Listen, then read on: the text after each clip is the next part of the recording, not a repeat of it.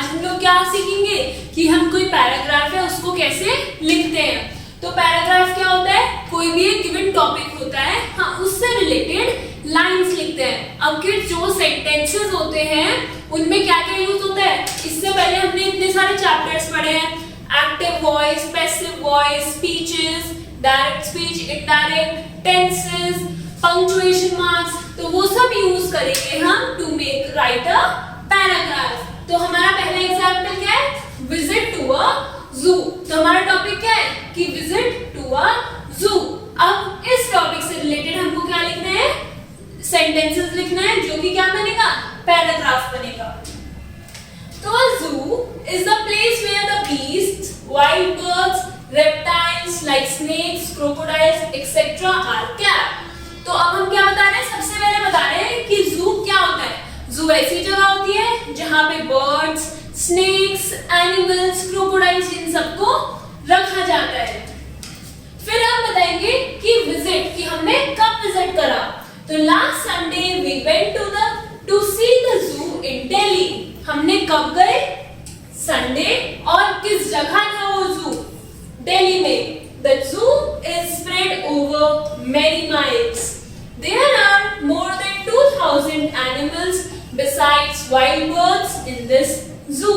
तो अब इसमें क्या है, इसमें बताया जा रहा है कि हम जू में गए थे, कब गए थे, संडे को गए थे, और कहाँ था जू, दिल्ली में था।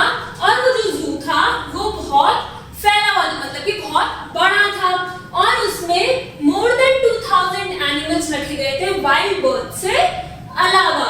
तो अब इसमें क्या बिसाइड्स यूज हुआ है, बिसाइड क्या हमारा प्रीपोजिशन, पंक्चुएशन मार्क्स यूज हो रहे हैं हमारे इसमें। अब जो पहला पैरा था उसमें हमने डिफाइन करा कि जू होता क्या है, कि हम किसी के बारे में बात कर रहे हैं तो हमें पता तो होना चाहिए कि वो चीज होती क्या है। उसके बाद में कि विजिट टू अ जू है, तो हमने कब विजिट करा, कब करा, कहां करा, और वो कैसा था, हमने वो डिस्क्राइब करा। अब हम डिस्क्राइब करेंगे कि जू में हमें दिखा क्या क्या। तो we saw different kinds of monkeys and apes, big and small, quiet and noisy. तो हमने क्या देखा, सबसे पहले हमने मंकीज की वैरायटीज देखी, कुछ बड़े थे, कुछ छोटे थे, और कुछ शैतानी कर रहे थे और कुछ शांत थे। We made face towards one big monkey. It also imitated us in the same way. मतलब कि हमने एक बंदर की तरह, जो बिग मंकी था उसकी तरह फेस बनाया, और उसने भी वो सेम फेस बनाया हमारा। तो then we moved to the stag corner. Some of them had branched horns. We offered them some twig full of leaves. Then we saw rhinos covered with mud. तो अब इसमें क्या डिस्क्राइब करा जा रहा है कि हम कहाँ गए और हमने क्या क्या देखा। तो पहले मंकीज देखे, फिर हमने राइनोस देखे। तो then we came to the caged beast. फिर उसके बाद में हम गए कि जो कुछ जानवर होते हैं जो जू में हम किस में रखते हैं, केज, जाल में बंद रखते हैं, तो फिर हम उन्हें देखने गए। We saw lion and lioness with their cubs. तो जू में क्या होता है, जू में एनिमल्स की फैमिलीज भी होती हैं। तो क्या देखा, इनने क्या देखा, लायन देखा, लायनेस देखी, और वो किसके साथ थे, अपने बच्चों के साथ थे। They were walking up and down in their cages. Then we saw leopard with spots and panthers with lines. By then we had enjoyed ourselves much, so we returned home. तो ये क्या था, इस पैराग्राफ में हमने क्या describe करा, a visit to the zoo. तो हमें पैराग्राफ लिखना है, उसको डिस्क्राइब करना है। तो हम सबसे पहले बताएंगे कि जू क्या होता है, कौन सी जगह है, फिर हम कब गए और किस टाइम गए, उसके बाद में कि हमने वहां क्या क्या देखा, क्या क्या करा। Now next is a scene at the school recess. तो अब कहाँ का सीन है ये, स्कूल के रेसेस, मतलब स्कूल में लंच टाइम होता है सबका, जिस टाइम में हम लंच करते हैं उसको क्या कहते हैं, रेसेस।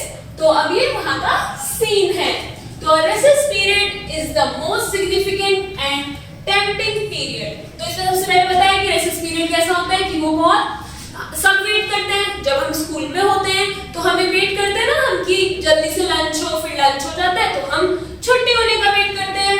तो तो लंच कौन सा पीरियड होता है कि वो ब्रेक टाइम होता है हमारा, कि हम उसमें खाना भी खाते हैं और एंजॉय भी करते हैं। In the school the students, teachers and other inmates of the school wait for it anxiously, कि सब वेट करते हैं कि लंच पीरियड आए, रिसेस आए तो हम एंजॉय करें और थोड़ा रिलैक्स हो। This period comes after the continuous study of the first 4 periods. तो अब इसमें बताया जा रहा है कि वो किस टाइम आता है, स्टार्टिंग के 4 पीरियड्स के बाद क्या होता है, लंच ब्रेक, फिर उसके बाद में रेस्ट ऑफ द पीरियड्स होते हैं। As the bell goes, the students rush out of their classrooms. The whole class hums with lights. Most of the students go to the school canteen to buy eatables or soft drinks. अब इसमें क्या बता रहे हैं, जैसे ही lunch break की bell बजती है तो सारे बच्चे अपनी क्लासरूम से भाग जाते हैं, है ना, और वो क्या है, एक खुशी के माहौल में होते हैं।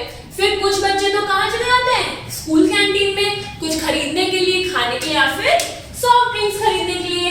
And some of them go to their close friends or cousins etc studying in other classes or sections। अब ऐसे होता है कि आपका फ्रेंड या फिर कोई रिलेटिव है, वो क्या है, वो आपकी क्लास में नहीं है, आप फिर दूसरी क्लास में, तो हमें लंच में क्या का मन करता है कि हम उनसे जाके मिले। तो कुछ तो कैंटीन में चले जाते हैं और कुछ अपने फ्रेंड्स या कजिन से मिलने चले जाते हैं। And some open their lunch box and enjoy. Some students stand under trees and gossip। तो कुछ बच्चे तो अपना बस लंच करना स्टार्ट करते हैं और कुछ ट्रीज के नीचे खड़े होकर बात करते हैं, गॉसिप्स करते हैं। The teachers take tea and snacks। और टीचर्स क्या करती हैं, टीचर्स अपना टी या फिर स्नैक्स लेते हैं। Then the bell goes, the students flock to their classes। अब स्टूडेंट्स के झुंड को हम क्या कहते हैं, ग्रुप ऑफ स्टूडेंट्स को हम क्या कहते हैं, flock। The teachers follow them and then study starts। और फिर उसके बाद में क्या होता है, बच्चे जब लंच ब्रेक ओवर हो जाता है, रेसेस पीरियड खत्म हो जाता है, तो क्या होता है कि बच्चे अपनी क्लासेस में जाते हैं, फिर उसके बाद में टीचर भी आते हैं एंड पढ़ाई हमारी फिर से स्टार्ट हो जाती है।